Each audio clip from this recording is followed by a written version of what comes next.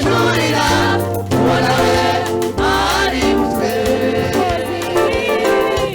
inkozi ikabije uwatsinzwe no kujurira ubona we ari mutwe na n'ubu Yesu aratakiza aratateze amaboko na n'ubu Yesu aratakiza aratateze amaboko zana imitwaro akurure zana imitwaro akurure wireba ingano y'ibyawe shira amagumi kubita imbere wireba ingano y'ibyawe shira amagumi kubita imbere ukuri arakubabarira ukuri arakubabarira n'ubu Yesu aratakiza aratateze amaboko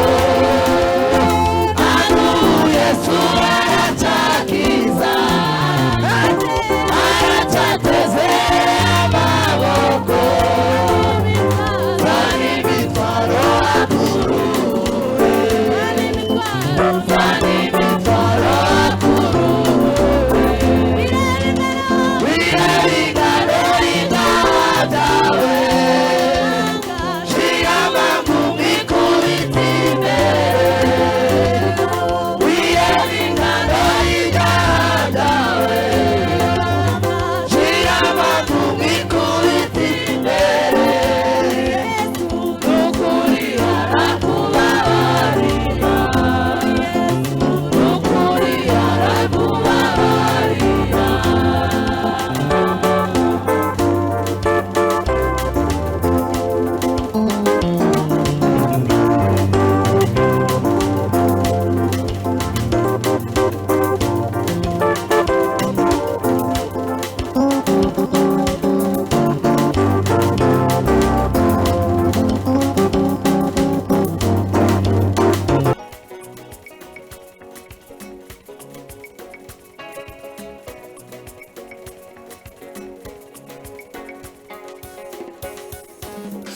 Lazaro yumvise ijwi rya Yesu rimuhamagara rimubwira riti Lazaro yumvise ijwi rya Yesu rimuhamagara rimubwira riti Lazaro zuka Lazaro sohoka mu gituro wongere ube muzima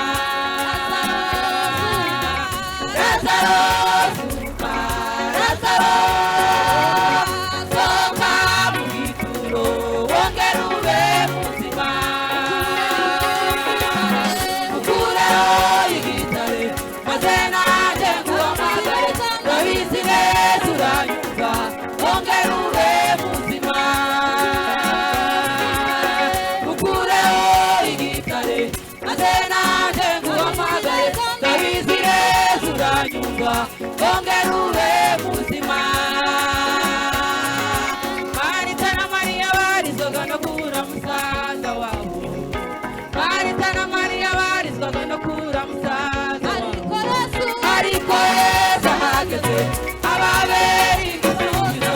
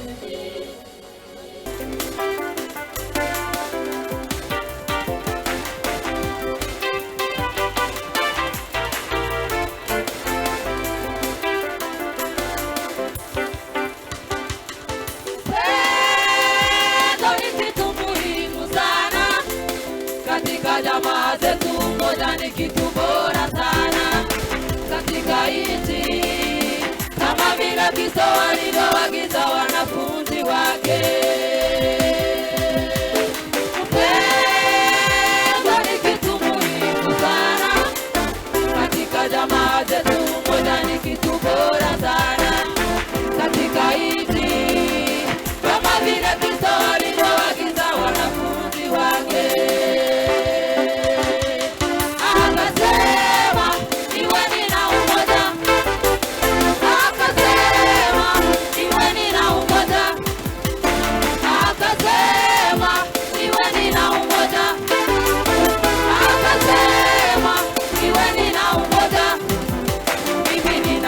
Nitawatumia Roho Mtakatifu atakuwa kiongozi wa maisha yenu,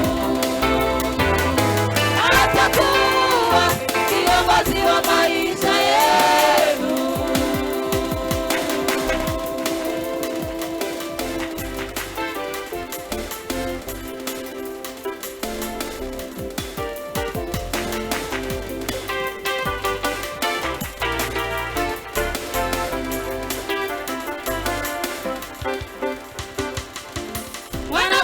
Walishikamana na agizo la Bwana wao, wanafunzi walishikamana na agizo la Bwana wao, wakawa pamoja kwa umoja na ushirika,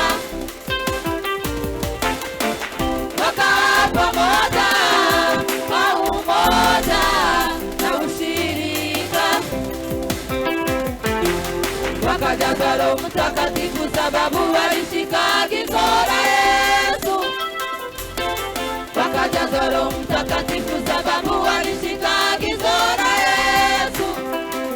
Nguvu kutoka mbinguni zikawashukia, wakanena.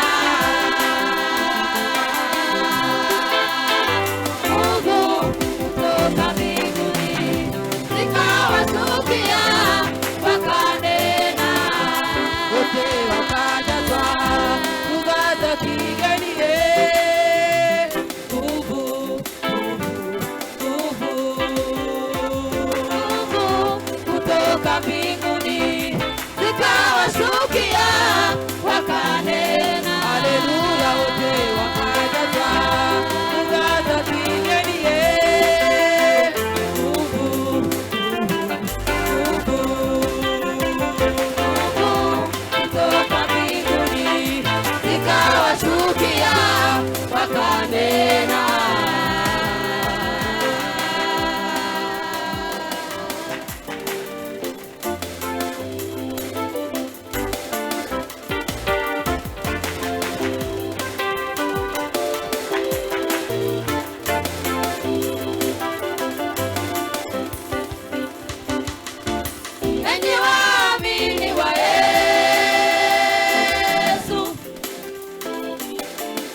yatashikamana kweli na agizo la Bwana wetu Yesu Kristo.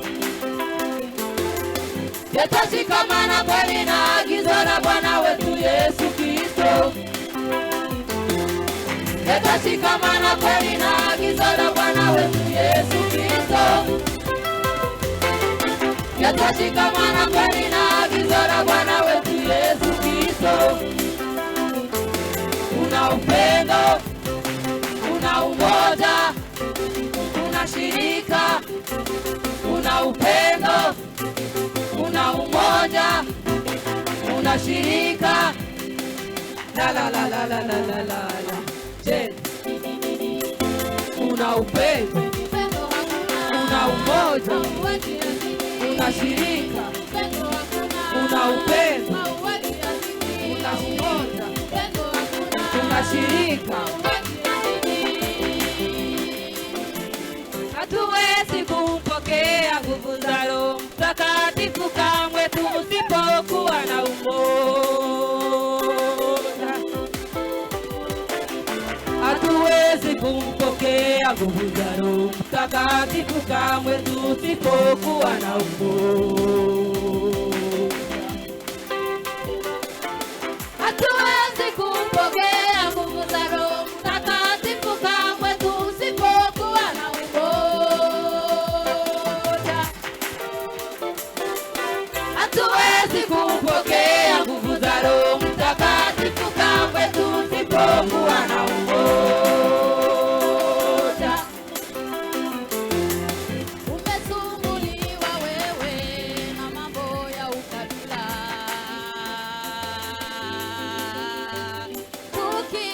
kutomanisha watu na kutenganisha watu kanisani na mjini. Kwa nini uzingatia mambo ya ulimwengu? Kwa nini uzingatia mambo ya shetani? Kwa nini uzingatia mambo ya ulimwengu? Kwa nini uzingatia mambo ya shetani?